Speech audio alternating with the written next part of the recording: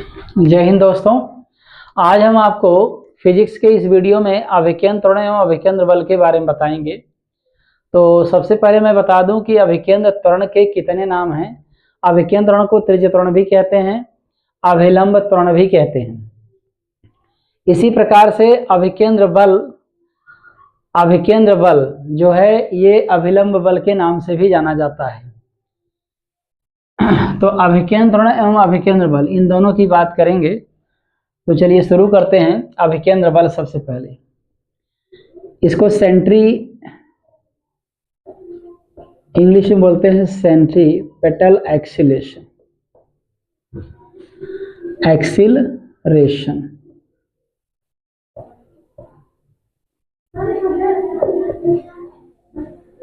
Centripetal acceleration कहते हैं and इसको सेंट्रीपेटल फोर्स कहते हैं। सेंट्रीपेटल फोर्स याद रखिएगा आप, सेंट्रीपेटल फोर्स। तो चलिए इसकी बात करते हैं। तो वृत्त का सहारा लेना पड़ेगा, आप ध्यान में रखिएगा।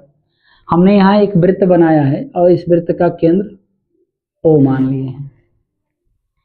कोई पार्टिकल है, ये वृत्तीय पथ पर चलना शुरू कर रहा है। ये वृत्तीय पथ पर चाहे क्लॉकवाइज चले चाहे एंटी क्लॉकवाइज चले, इस वृत्तीय पथ पर चल रहा है। और वृत्तीय पथ पर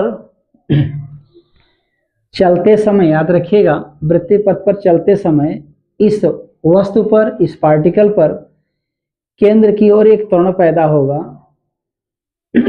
इस वृत्तीय पथ के केंद्र की ओर त्वरण पैदा होगा जिसे हम अभिकेंद्र त्वरणक बोलेंगे, जिसको हम अभिकेंद्र त्वरण बोलेंगे। इसे हम A से रिप्रेजेंट करेंगे, या तो C लगा दीजिए सिंबल।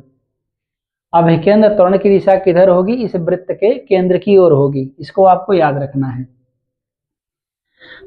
तो वृत्तीय पथ पर गति करने वाले किसी भी वस्तु या कण पर केंद्र की ओर जो भी त्वरण होगा उस त्वरण को हम अभिकेंद्र त्वरण बोलेंगे। यह सदिश राशि है, इसे हम AC से दर्शाते हैं। A का मतलब ये और C सिंबल है, इसे AC से दर्शाएंगे। अभिकेंद्र त्वरण को हम किससे दर्शाते हैं? AC से दर्शाते हैं। और इसकी दिशा हमेशा किधर होती है? केंद्र की ओर। अब न्यूटन के अनुसार ये अभिकेंद्र बल की अब बात करेंगे। न्यूटन ने बताया था किसी वस्तु पर जो त्वरण पैदा होता है उसकी जो दिशा होती है उसी दिशा में एक बल लगता है, जिसको हम लोग यहाँ पर अभिकेंद्र बल बोलेंगे। अगर अभिकेंद्र त्वरण को हम लोग AC से दर्शा रहे हैं तो अभिकेंद्र बल को हम लोग FC से दर्शाएंगे, बल को F से, और C यहाँ सिंबल है, याद रखिएगा। ये सेंट्रीपेटल फोर्स है, इसकी दिशा किधर होगी? केंद्र की ओर होगी। न्यूटन ने बताया कि किसी भी वस्तु पर जिस दिशा में त्वरण पैदा होता है उसी दिशा में बल भी लगता है। तो इस दिशा में केंद्र की ओर त्वरण पैदा हो रहा है अभिकेंद्र त्वरण, तो उसी दिशा में बल भी लगेगा। इसको हम क्या बोलेंगे? FC बोलेंगे, अभिकेंद्र बल बोलेंगे। अभिकेंद्र बल, तो अभिकेंद्र बल की क्या परिभाषा होगी? वृत्तीय पथ पर गतिमान किसी वस्तु पर उसके केंद्र की ओर लगने वाले बल को अभिकेंद्र बल कहते हैं। यह सदिश राशि है, बल तो सदिश राशि हो भी करती है, यह सदिश राशि है, ये भी सदिश राशियां हैं। एक बार परिभाषा फिर से सुन लीजिए। वृत्तीय पथ पर गतिमान किसी वस्तु पर उस वृत्त के केंद्र की ओर उत्पन्न त्वरण को अभिकेंद्र त्वरण कहते हैं। इसे AC से दर्शाते हैं। अभिकेंद्र त्वरण को त्रिज्य त्वरण या अभिलंब त्वरण भी कहते हैं। इसके बाद अभिकेंद्र बल की परिभाषा, वृत्तीय पथ पर गतिमान किसी वस्तु पर उसके केंद्र की ओर लगने वाले बल को, वृत्तीय पथ पर कोई वस्तु चल रही है, उस वस्तु पर एक बल लगेगा जिसकी दिशा किधर होगी? केंद्र की ओर होगी।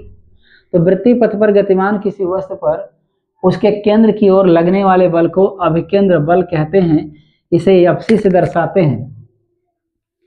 अब एक बात आपको बताते हैं, अभिकेंद्र त्वरण AC बराबर होता है V²/R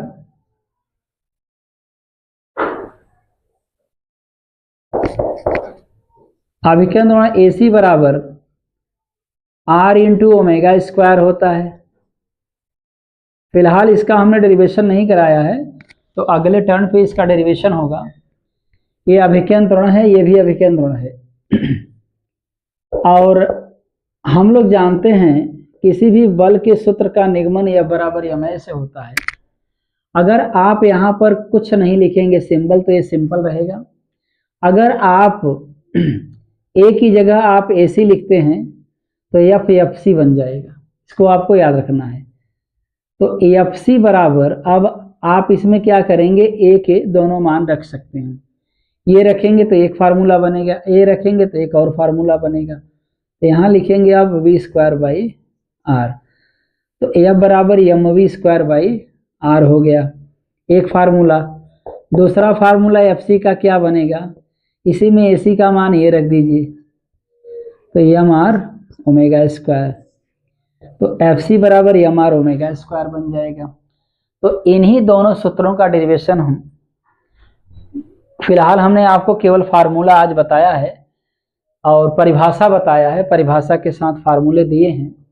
इन्हीं सूत्रों का निगमन हम अगले टर्न पे करवाएंगे।